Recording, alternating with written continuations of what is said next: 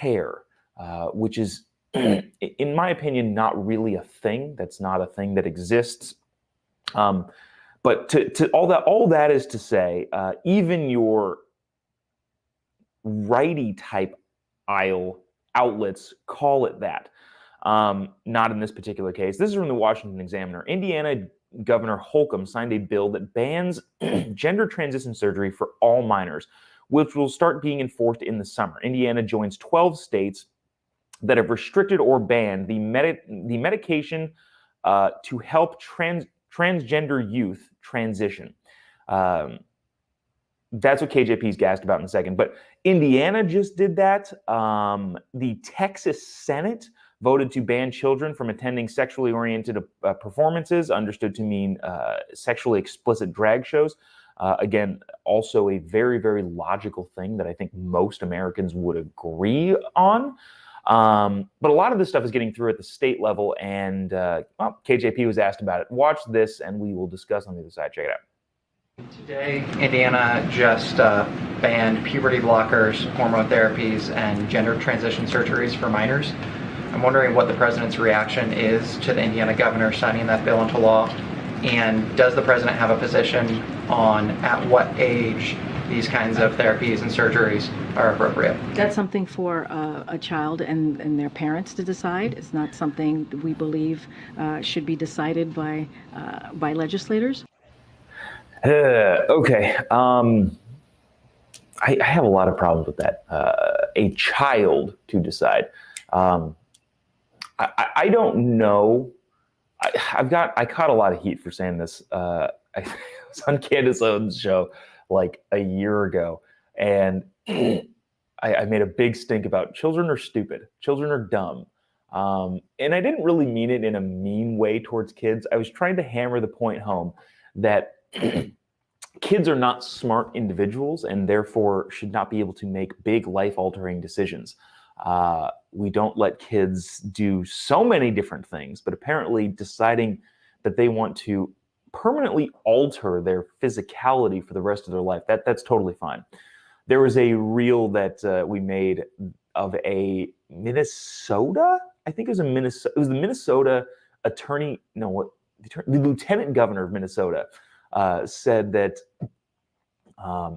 as grown-ups, it's our job to listen to our kids and believe them.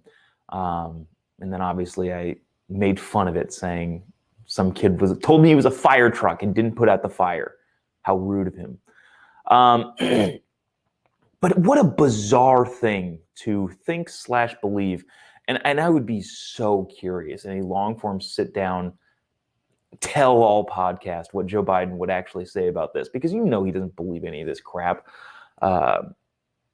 The 80-year-old president of the United States, there's no way he's like, yeah, this is a totally good idea. But is going along party lines. So anyways, a lot of that's happening. Indiana, again, ban transition surgery for kids, which is thoroughly reasonable. And Texas ban sexually explicit drag queen shows for kids. I don't know if I talked about this much yesterday, but the CMT, the Country Music Awards, CMA Awards, whatever the thing that they had, their big shindig that they had over the weekend, was really interesting.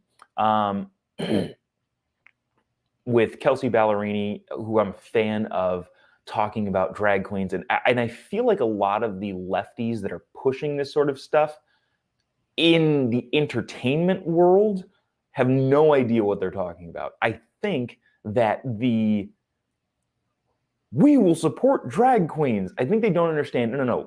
Nobody cares about drag shows.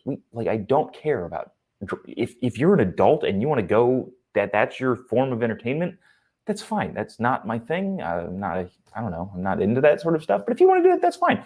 We're talking about kids here. And I feel like a lot of people miss that. But anyways, so there is that. Let's go to this really quick, because we won't spend a ton of time on this. This is crazy. And this is a thing that I worry about constantly, especially living in California.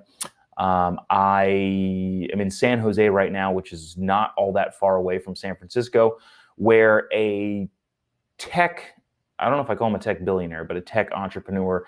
Cash App. You guys all have Cash App. Not you all have Cash App, but Cash App is a pretty prominent app in the financial transaction space.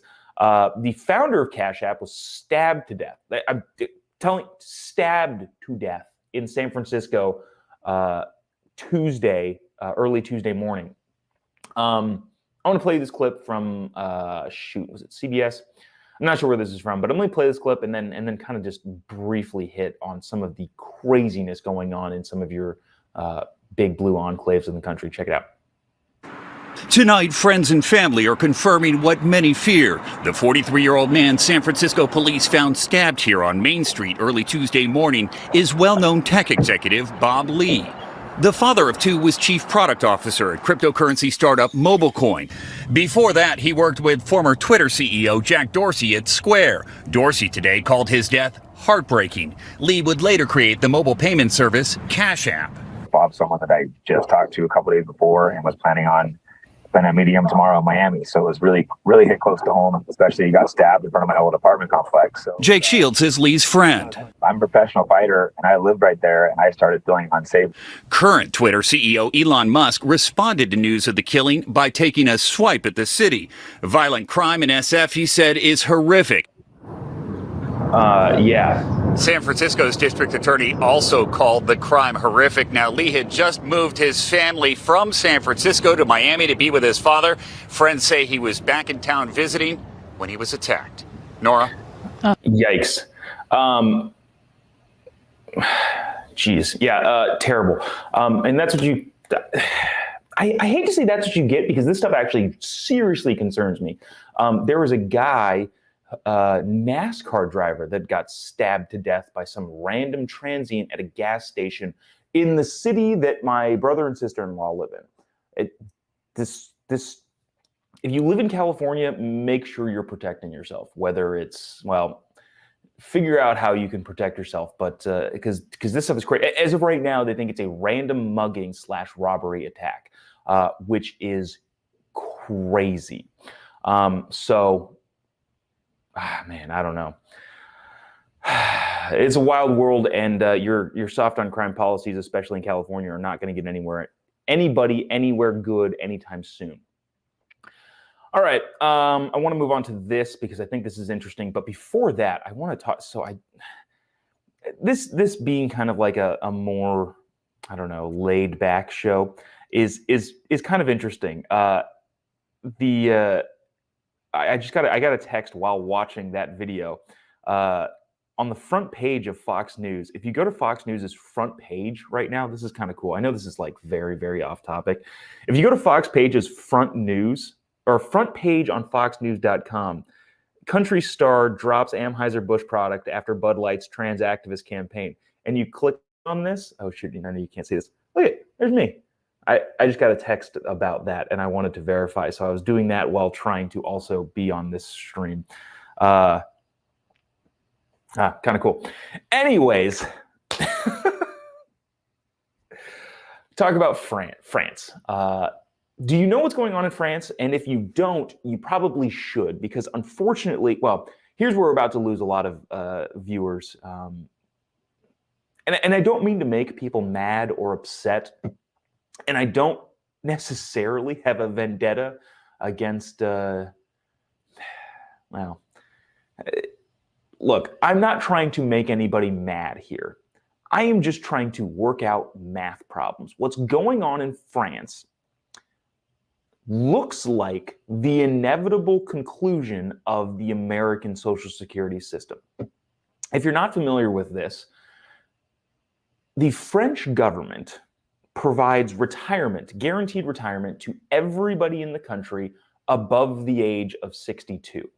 If you worked until you were 62, I believe the number right now is about 74% of your salary will be paid to you. That's the average, by the way. If you made way more than that, your government pension that you get from the French government, it might be less than what you made, but the average is about 74% of your overall income gets paid to you from 62 until you die. Now, when a lot of these rules, especially Social Security, was set at 65. People died at like 67. Wasn't a huge issue, especially in the United States. When Social Security was instituted, I think there was about 5 working U.S. citizens for every 1 U.S. retiree. That has dwindled down to about 1 in the United States and dwindled down to about 1 in France as well. All that's to say is that financially, France cannot continue doing what they're doing. And if something cannot continue forever, it must end at some point. The government in France has recognized, hey, we can't pay for this anymore. They are becoming financially insolvent. They have huge debt liability obligations that they have to take care of. And therefore, the government responsibly, by the way, maybe it's not responsible because they put themselves in this terrible position. The government has to say to the citizens, look, I know we told you that you can retire at 62, but we can't physically do that. We can't, there's no way in the known universe that we can actually do that anymore. And the stopgap fix for the temporary time period is to raise the retirement age in France to 64 instead of 62. The French people are not having it. There is a huge, so Crystal and I are going to England or London next week, and we wanted to take a trip over to France, and everyone was like, oh yeah, you should go to Paris. It's super cool there. And I was like, yeah, I would love to see Paris. And then we talked to a couple different people that said, but don't go right now because there's a huge trash strike. There's garbage piled 10 feet high in all of the streets of Paris, and it looks like chaos. And all of that is because the French government can't sustain the social system that they created and therefore have to raise the retirement age by 2 years. Look at this quick little video of people in France protesting the fact that the math in their heads don't work. Watch this.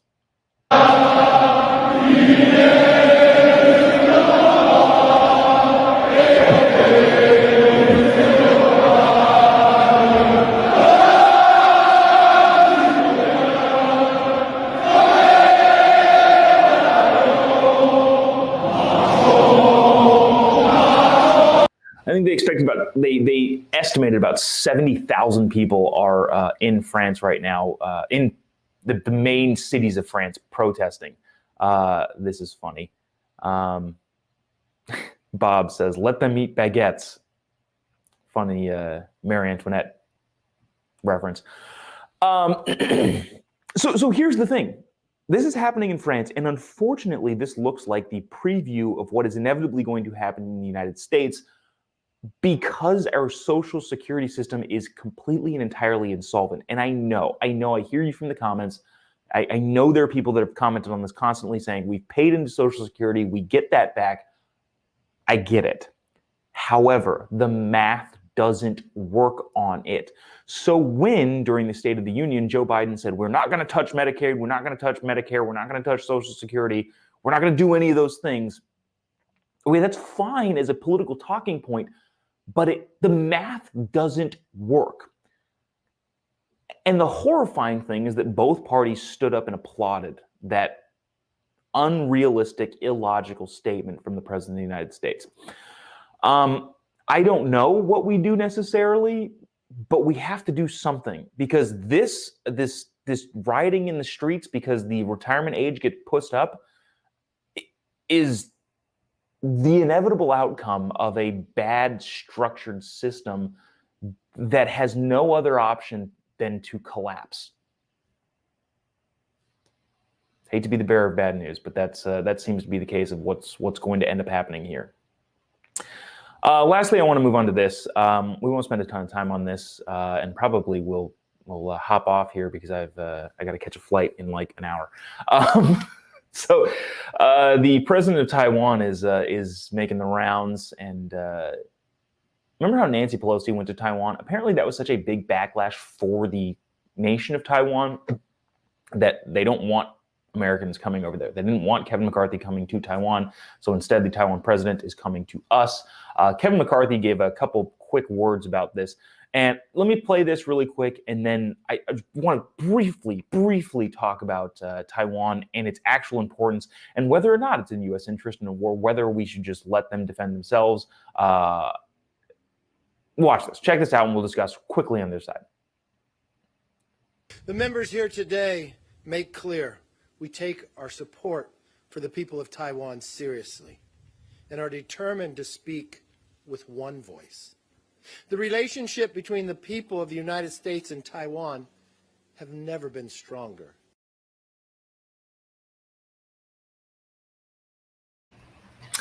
Yeah, so Kevin basically saying, we stand firmly with Taiwan. Look, you can be upset about Ukraine and all that sort of stuff, and U.S. getting involved in wars that don't matter to us at all. Taiwan is a very, very, very interesting situation, especially considering the products that they produce. Taiwan makes up about 65% of the semiconductor manufacturing. Semiconductors are the little chips that are in your cell phone that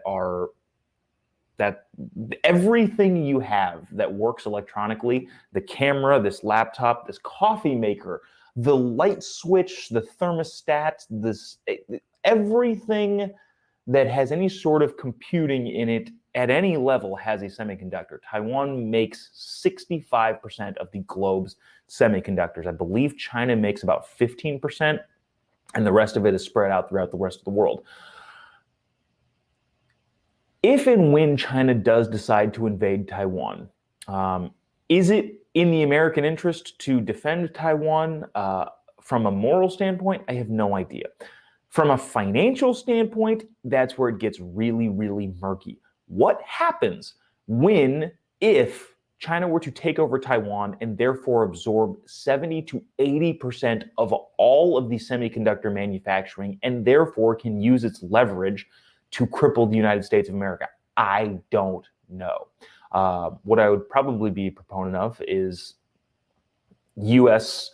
investment into other countries and also domestic production of semiconductors. And obviously that's going to take a long time to ramp up to, so that we aren't dependent on Taiwan and possibly therefore then China, and therefore then have a vested interest in defending Taiwan against China. It would make sense that we would manufacture all of that stuff here on American soil and therefore not have to get involved if something like that were to happen. Now, until that happens, the question is, do we want to be entirely dependent on semiconductors from Chinese-run Communist Party China that has now taken Taiwan? I don't think so. So when we talk about having a vested interest in Taiwan, that hits at a very, very real level for real everyday products that everybody in the United States uses. And what that looks like if China does successfully take over the island nation of Taiwan, I don't even want to picture it. So there's that. A lot of people in the comment section talking about the Social Security thing. This is funny. Max says, Social Security is solvent? Haha, Jobob, it's the biggest pyramid scheme in the world. Correct. And it's also the worst performing fund. I don't know about in the world, but like your average mutual fund, like your safest investment fund, might earn 5%, 4%, some risk, but not a whole lot. Social Security, I think, as a fund, earns about 1%, probably less, over the course of how it has not been invested properly. They have raided Social Security and put it into the general fund. They've done so much wrong with Social Security that the bottom line is it won't end up working, and we will have a huge France-like problem on our hands coming up here shortly. Anyways, that'll do it for us today. Appreciate you sticking around, tuning in. I got to catch a flight back home, so we're about out of time anyway. But appreciate you sticking around, tuning in. We'll be back at the Dingy Bunker tomorrow on Good Friday. If you haven't made plans to go to church, you should probably do that. Friday and also on Easter Sunday.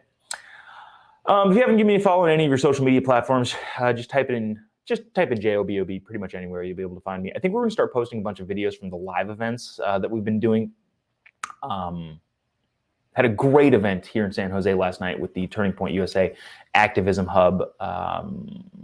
Probably will clip a bunch of that stuff up and put it on Facebook, because I think a lot of those conversations are pretty important and would be good to share with y'all. Appreciate you sticking around, tuning in. We will see you tomorrow, same time, different place. See you then. God bless America.